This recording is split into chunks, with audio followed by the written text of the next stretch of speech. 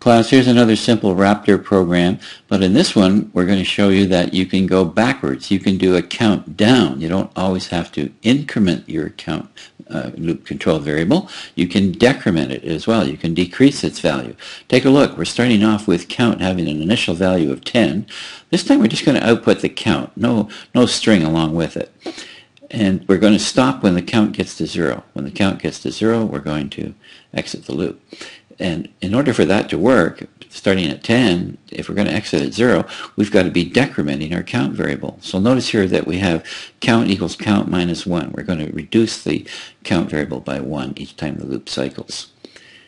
All right, let's give it a run, and we'll run this one in compiled mode so it runs quickly. And you can see that we get a NASA-like countdown from 10 down to 0, and then our blast off, which of course is here after the loop is over. This is where your loop carries on its execution after it is finished.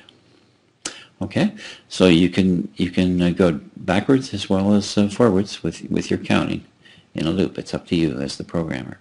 Let's look at another one.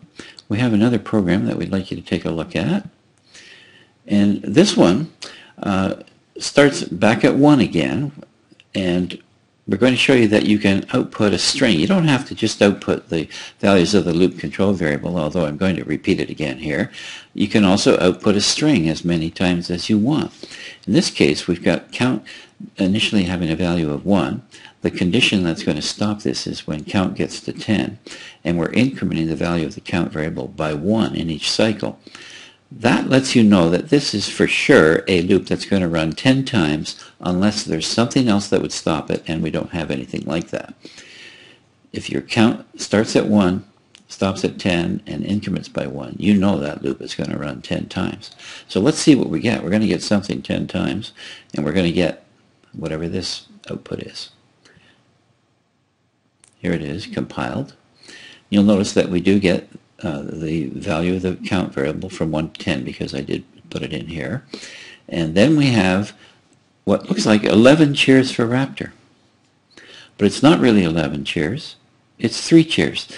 What looks like 11 is how you express the number 3 in binary. That's going to be important. We'll talk about that as well in this course. All right.